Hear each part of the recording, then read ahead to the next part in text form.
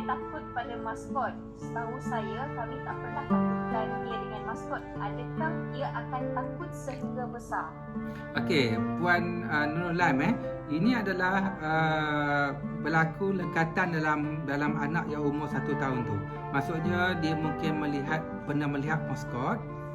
Maskot tu mungkin mata besar, kadang menakutkan pandang dia ataupun dengan musik dan dia takut. Dan waktu tu dia rasa tak selamat dan dia ada satu pemikiran ni maskot ini menakutkan, maskot ini akan mengancam dia. Dan waktu ini mak ayah dia kena structurekan balik pemikiran anak tu. Yang pertama ialah jangan terus nakut-nakutkan dia. Nanti dia akan kekal dalam pemikiran tu. Tetapi cuba didik anak tu bahawa maskot ini tidak menakutkan, ya. Ambil maskot, mak dia peluk, mak dia tunjuk ini maskot ni sayang, baik. Dia suka menghiburkan kita. Lepas tu mak ayah pula pergi jumpa maskot, ambil belon, ya, lepas tu ambil gambar dengan maskot. Lama-lama dia akan dapat experience baru untuk menghilangkan perasaan takut kepada maskot itu.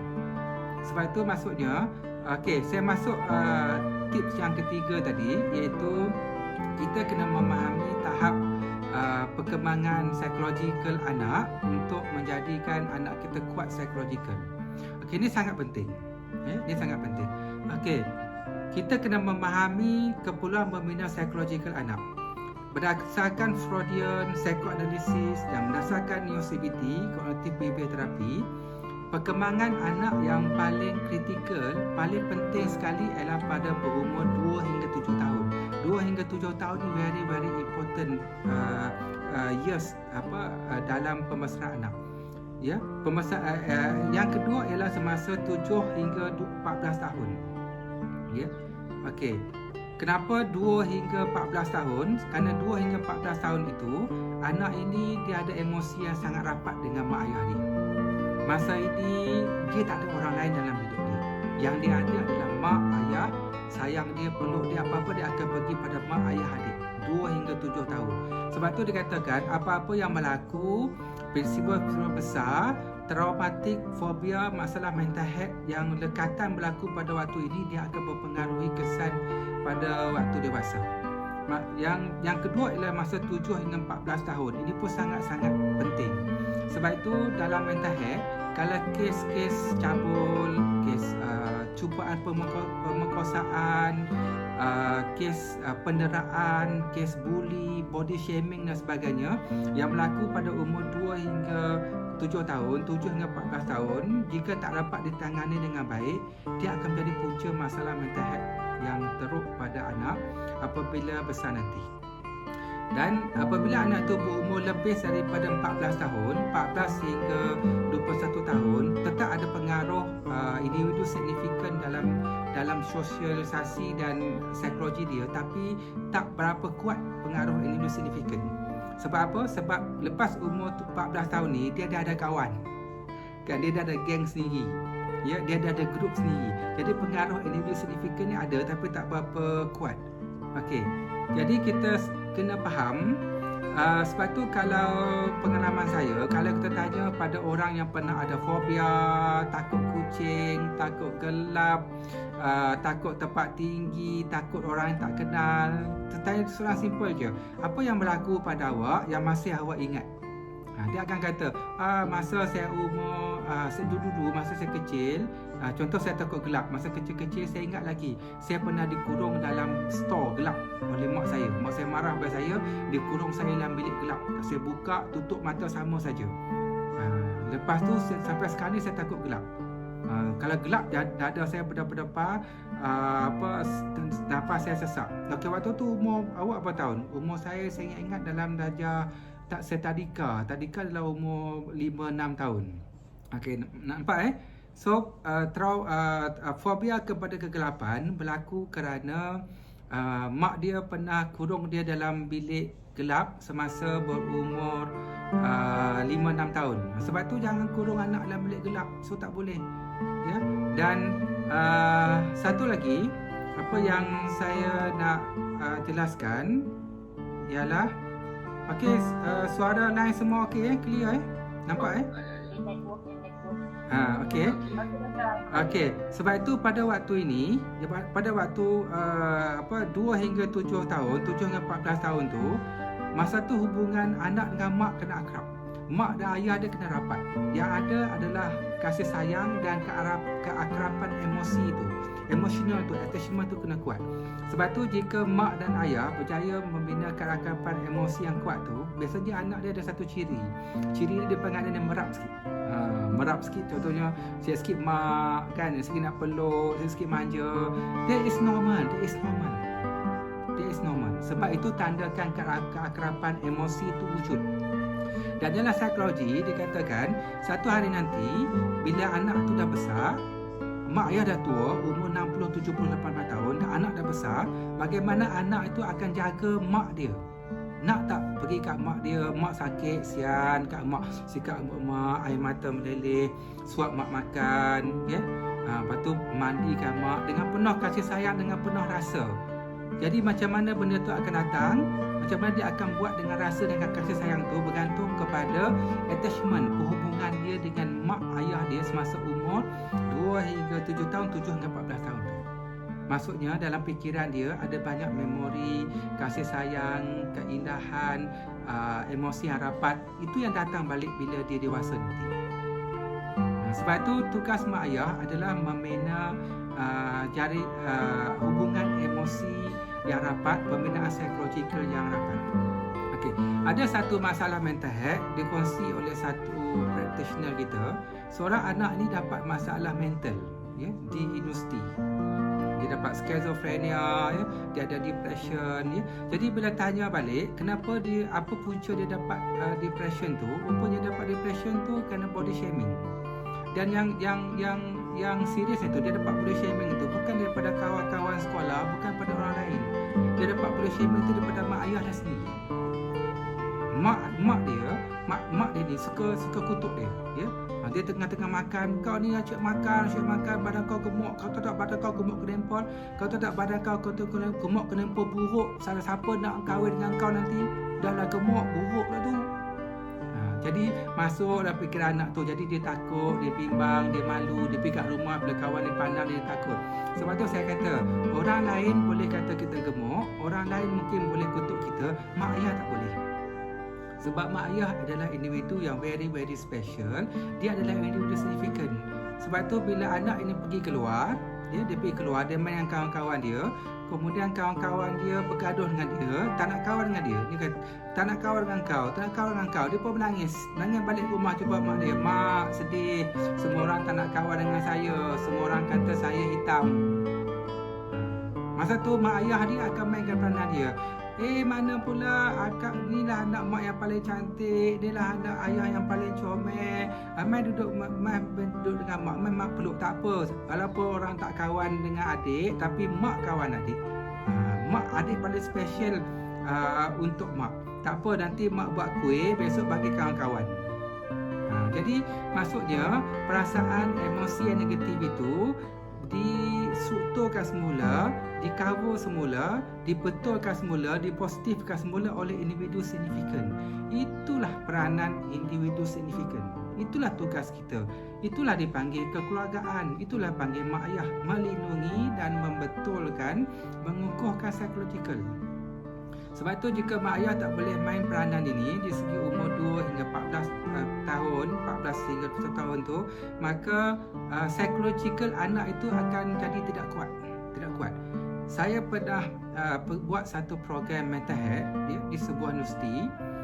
Lepas cerita tentang mental health, waktu makan itu ada satu student ini, perempuan jumpa saya waktu makan. Dia buka dia punya ni, ini penuh dengan parut. Dia buka tangan dia, ini penuh dengan parut. Dia kata, Prof, badan saya penuh dengan parut. Dekat perut saya, belakang saya penuh dengan parut. Scar. Dan kalau saya buka baju, kalau roommate saya tak pernah jumpa saya, roommate saya akan menjerit kerana badan saya penuh dengan parut. Saya kata, kenapa berlaku begitu? Dia kata, kerana dia semasa dia berumur dalam 5, 6, 7, 8 tahun tu, dia telah dicabut oleh bapa dia sendiri. Ya, bapak dia bagi coklat, bagi sweet, cium bapak sikit, bapak dia cium. Lepas tu bapak dia cium dia balik, bapak cium mulut dia, bapak cium dada dia sebagainya, ya. Lepas tu nak lagi coklat bagi dia, bapak dia sendiri campur dia. Tapi masa umur 6, 7, 8, 9 tahun tu dia tak faham apa yang berlaku, dia tak faham. Dia hanya membiarkan. Tapi bila dia masuk dalam 10, 11, 12 tahun tu baru dia tahu, dia faham apa yang berlaku pada tu. Dah satu pencabulan. Dia dah faham situasi tu. Dia dah tak berterima keadaan tu. Ya, dan akhirnya tapi dipaksa juga. Dan akhirnya dia tak boleh tahan lagi. Maka masa umur dia 11, 12 tahun tu, dia ambil gunting dan dia ambil pisau, dia siap kulit dia. Dia gunting kulit dia. Ya, dan akhirnya dia mendapat kes mental health yang teruk. So dia dapat lebih daripada 6 jenis masalah kesihatan mental. Dia ada depression, dia ada anxiety, dia ada schizophrenia, dia ada masalah bipolar, dia ada split personality dan sebagainya. So kalau kita faham masalah ini bukan berpunca daripada anak, bukan berpunca daripada pelajar, tapi dia adalah mangsa keadaan, mangsa kerosakan kepada sebuah kekeluargaan. Dan dia dapat sakit dan dia menderita di atas bukan dosa dia sendiri. Bukan dosa dia sendiri. Okey, nampak macam mana pengalaman individu signifikan dan keadaan waktu kecil dan sebagainya yang mempengaruhi anak-anak apabila waktu dewasa. Dan saya ada satu pelajar dekat UPSI, dia lama tak jumpa saya. Ya, tak masuk kelas. Lepas dalam 2 minggu tu baru dia masuk kelas, 3 minggu. Saya tanya dia, mana pergi? Tak masuk kelas. Dia kata, saya tak masuk kelas sebab saya pergi Slim River. Saya masuk ward psychiatrist. Dia kata, kenapa masuk ward psychiatrist? Kerana dia sakit, dia ada masalah mental health, dia ada depression, doktor kata dia ada bipolar. Jadi dia duduk 2 minggu di ward psychiatrist berserta dengan ubat-ubat dan nurse dan sebagainya. Ya, dan dia ada traumatik dan sebagainya. Jadi saya tanya dia, sejak bila awak sakit? Dia kata, saya mula sakit, saya sedar apabila saya berumur 18-19 tahun. Iaitu bila banyak stres berlaku dalam kehidupan dia, tekanan kehidupan dia, benda-benda negatif berlaku pada dia. Benda tu dia tak dapat kontrol. Dan apa yang berlaku lagi? Lepas tu waktu tu memori kecil dia datang. Dia dibuli, waktu kecil dia didera, dia saksikan mak ayah dia bergaduh. Dan akhirnya dia ada satu traumatik. Saya ada satu trauma. Apa awak trauma awak? Saya traumatik saya adalah saya trauma kepada rotan gitu. Dia tengok saja rotan, badan dia meletak, dia takut. Kenapa awak takut kepada rotan? Sebab saya dah ingat balik semasa saya umur 5-6 tahun, bapak saya pernah pukul saya dengan rotan sampai jari dia macam nak patah. Dia tahan dengan jari dia. Ya? Sejak bila awak ingat memori ni balik, dia datang balik semula secara sendiri dalam fikiran saya. Saya dapat dikawal semasa umur saya 18-19 tahun bila saya ada masalah. Jadi maksudnya apabila memori kita waktu kecil itu banyak negatif terutama pada individu signifikan, apabila kita besar, kita berhadapan satu masalah yang teruk dalam kehidupan kita dengan kawan-kawan kita dan kerjaya kita, dan masa itu memori itu kecil akan datang dan hantam kita. Sebab tu psikologi kita jadi rapuh. Tetapi jika memori waktu kecil itu kuat, kita dengan kekeluargaan kita, individu signifikan kita, memori kita seronok, kita banyak menyanyi, kita banyak menari, seronok dan sebagainya. Bila dia besar, and then dia masuk dengan kawan dia ejek dia. Dia masukkan dengan pecinta dia gagal. Lepas tu dia pergi kerja dengan bully. Masa ni memori waktu kecil tu akan datang balik. Mak dia kata, tak apa, anak yang kuat, tak apa, Aiman hero mama. Okey, tak apa, Amin orang yang kuat. Tak apa, jatuh sikit saja, papa sayang, mama sayang, abah sayang, ya. Tak apa, abang-abang ada untuk bantu. Lepas tu dia ingat balik memori dan sebagainya. Maksudnya kita kena banyakkan memori-memori yang positif untuk menguatkan psikologikal dia. Okey, semasa di UPSI dulu, ada 3 pelajar jumpa saya. Ada 3 pelajar jumpa saya, ya, serentak untuk bincang tentang tugasan, ya. Dan saya bercerita tentang tidur dan tentang mimpi, ya. Dan satu pelajar dia ada masalah tidur malam. Dia tak boleh tidur malam. Ada satu lagi pelajar, dia ada masalah tidur dan mimpi ngeri yang menakutkan. Dan satu lagi pelajar, dia sudah serawak, ya. Dia kata dia tidur, letak mata, lena, tak ingat apa.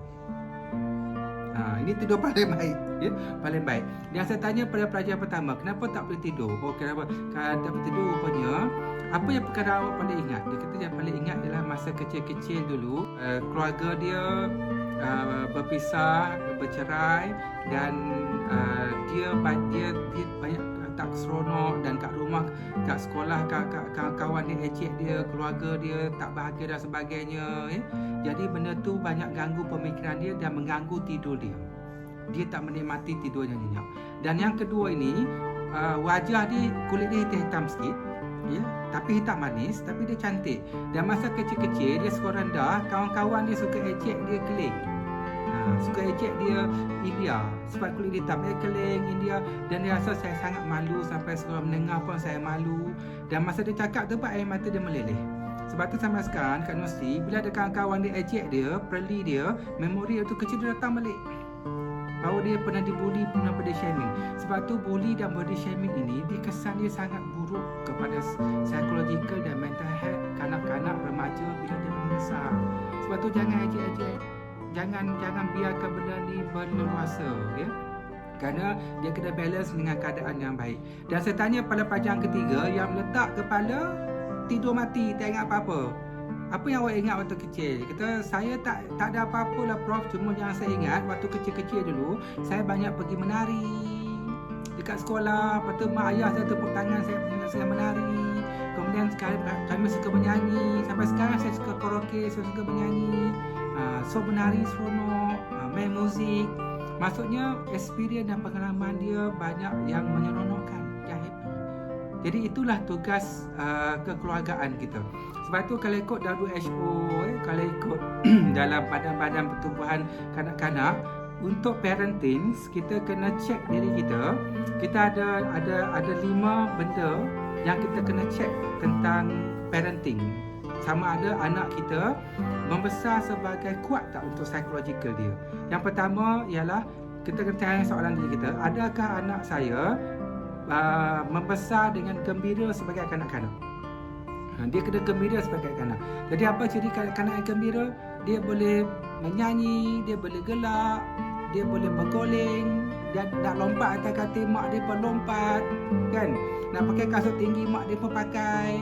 Lepas tu boleh jadi rama-rama, boleh jadi kucing, tak dimarahi. Dia menjerit, dia seronok, dia menyanyi, dia bergolek, dia seronok. Ini buat sikit kena marah, menjerit sikit kena marah, lari sikit kena tarik telinga. Yang kedua, kita kena check diri kita. Adakah anak saya bebas meluahkan emosi dia? Bebas meluahkan emosi dia. Ini datang jumpa kita, mak, bapa nangis, sedih, kawan-kawan tak nak kawan saya, sekolah kata saya, cikgu kata saya tak masuk dalam senarai harapan sekolah. Senarai harapan sekolah yang dapat 5A itu 10 orang je, saya tak masuk, saya sedih. Ya, tak apa, walaupun Amin bukan harapan sekolah, Amin harapan mak.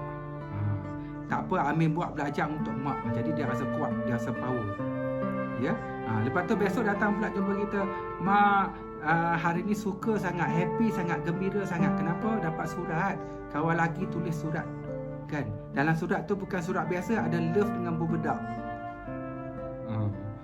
Jadi maksudnya ialah anak itu bebas meluahkan perasaan sedih kepada mak ayah dia, dan dia bebas meluahkan perasaan gembira, dia bebas meluahkan perasaan takut, dia bebas meluahkan apa-apa siap perasaan secara terbuka tanpa apa-apa halangan. So emosi dia kuat.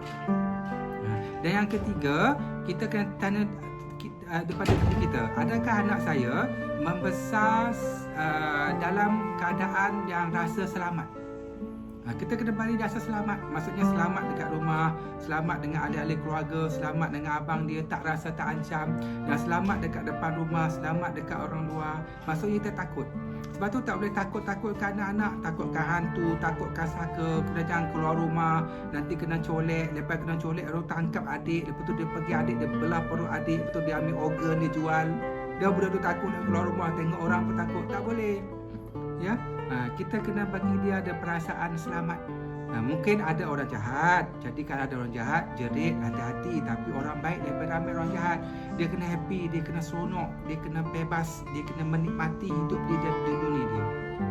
Yang ketiga, anak-anak mesti mendapat hak pelajaran yang mencukupi mengikut level dia. Dan yang ketiga, yang kelima, dia mesti mendapat keperluan asas makan, minum dan sebagainya. So ini adalah asas kepada memahami keperluan psikologikal anak. Kerana bila dia positif, dia memenuhi, dia ada emosi, dia ada kasih sayang, maka psikologikal dia kuat. Psikologikal kuat inilah akan jadi bekalan dia bila dewasa nanti, berbanding dengan anak-anak yang banyak kesedihan, menyaksikan banyak perkara negatif, dimarah, penderaan dan sebagainya, maka psikologi dia tak kuat. Maka dia besar nanti, dia gagal berhadapan dengan cabaran hidup dia, sebab memori itu akan datang balik pada dia. Sebab tu tugas kita, mak ayah, kuatkan psikologi ke anak dengan memperbanyakkan memori-memori yang indah. Kerana kita tak perlu sediakan memori keadaan yang negatif. Dia akan jumpai dan dia akan hadapi sendirilah kehidupan dia. Kejayaan dia, cita-cita dia, kawan-kawan dia, pekerjaan, percintaan, itu dia akan lalui sendiri. Tugas kita ialah menyediakan peluang dan ruang untuk mencipta kenangan dan memori indah untuk menguatkan psikologikal dia. Okey, saya rasa saya panjang lebar sedih. Cik Tuan Roslan boleh jelas